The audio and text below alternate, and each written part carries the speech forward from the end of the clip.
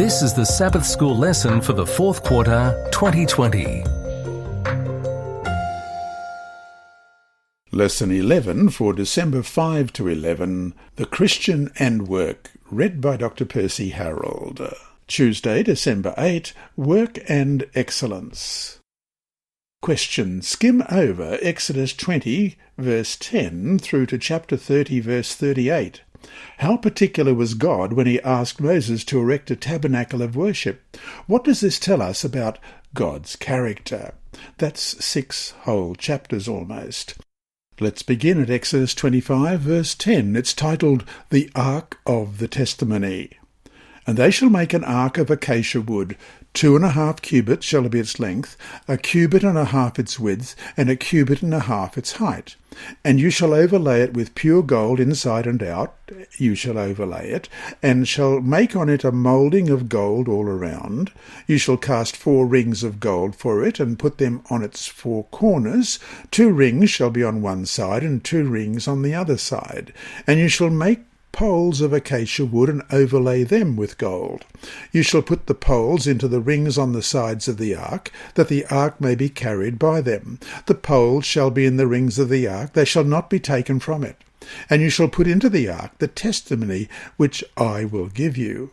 You shall make a mercy seat of pure gold. 2.5 cubits shall be its length, and 1.5 cubits its width. And you shall make 2 cherubim of gold, of hammered work. You shall make them at the 2 ends of the mercy seat. Make 1 cherub at one end, and the other cherub at the other end. You shall make the cherubim at the 2 ends of it of one piece, with the mercy seat. And the cherubim shall stretch out their wings above, covering the mercy seat with their wings, and they shall face one another. The faces of the cherubim shall be toward the mercy seat. You shall put the mercy seat on top of the ark, and in the ark you shall put the testimony that I will give you. And there I will meet with you, and I will speak with you from above the mercy seat, from between the 2 cherubim, which are on the ark of the testimony, about everything which I will give you in commandment to the children of Israel. And then there was the instructions for the table for the showbread, and then the gold lampstand, and then the tabernacle itself. And that goes on and on. And then we come on to the altar of burnt offering in chapter 27.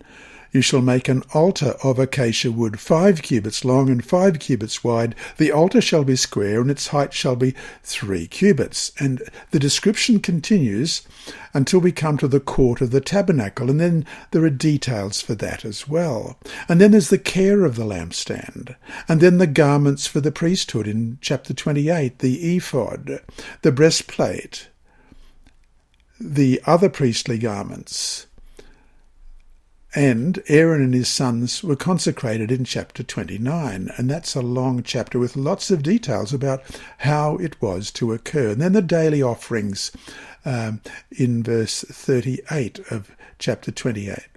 And that carries on till we come to the altar of incense in chapter 30. You shall make an altar to burn incense on. You shall make it of acacia wood. 1 cubit shall be its length, and 1 cubit its width. It shall be square, and 2 cubits shall be its height. Its horns shall be of one piece with it, and there's a lot more detail there. Then there's the ransom money.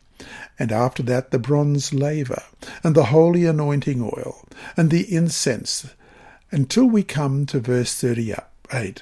Whoever makes any like it to smell it, he shall be cut off from his people. When God told Moses to build a tent for him, Moses could have said, "No problem, Lord. I've been pitching tents ever since I ran away from Egypt 40 years ago. Just give me a minute." For any man living in the semi-nomadic Midianite culture of the day, putting up a tent was simple stuff. He could have done it blindfolded, reflex only, with his mind on other, far more important things. What Moses may not have expected was a very detailed set of blueprints for an otherwise very simple architectural structure, plus a long how-to-do list regarding every piece of furniture inside, as well as for the priestly garments. Nearly 150 point-by-point instructions to build a simple table, Moses had to follow a 7-step assembly procedure in chapter 25, verses 23 to 30. You shall also make a table of acacia wood. 2 cubits shall be its length, a cubit its width, and 1.5 cubits its height. And you shall overlay it with pure gold, and make a moulding of gold all around. And you shall make for it a frame of a handbreadth all around. And you shall make a gold moulding for the frame all around. And you shall make for it 4 rings of gold, and put the rings on the 4 corners that are at its 4 legs. The rings shall be close to the frame, as holders for the poles to bear the table. And you shall make the poles of acacia wood, and overlay them with gold, that the table may be carried with them. You shall make its dishes, its pans, its pitchers, and its bowls for pouring. You shall make them of pure gold. And you shall set the showbread on the table before me always. The attention to detail that God showed in the building of his tent, as well as later on in the instructions for the sacrificial rituals, shows a prevailing spirit of excellence, a desire to produce nothing less than a masterpiece. The materials were of the highest quality, the design was impeccable, the work had to be outstanding, the message was clear. With God, sloppy work is not accepted. However, although the standard appeared to be high, it was God himself who provided not only the impetus, but also the human resources for reaching it.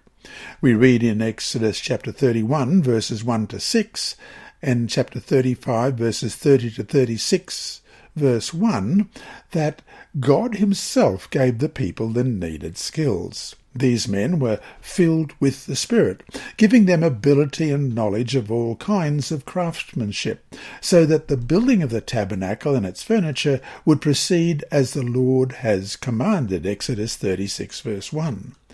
Moreover, the same 2 master designers also were endowed with the ability to teach, as we read in Exodus 35, verse 34, so that their knowledge and skill could continue to abide within the Israelite community. Although these 2 individuals are singled out in the story as being the leaders chosen by God, other people received similar gifts and joined the work, as we read in chapter 36 and verse 2. Then Moses called Bezalel and Oholiab, and every gifted artisan in whose heart the Lord had put wisdom, everyone whose heart was stirred, to come and do the work. Thus, being fallen, sinful humans is not a valid excuse for treating any task with anything less than utmost dedication. God expects us always to perform at our best, putting our talents, skills, time and education to good use for great causes. Hi there.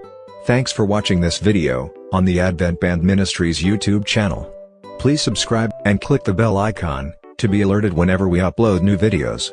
So, until we meet him in the clouds, may God continue to bless you. This lesson was read by Dr. Percy Harrold for Christian Services for the Blind and Hearing Impaired, Christian Record Services for the Blind, the Sabbath School Department and Hope Channel. You can also listen on the official Sabbath School 4 app and the Apple iTunes app, Sabbath School with Percy Harrold. Remember, God is always faithful.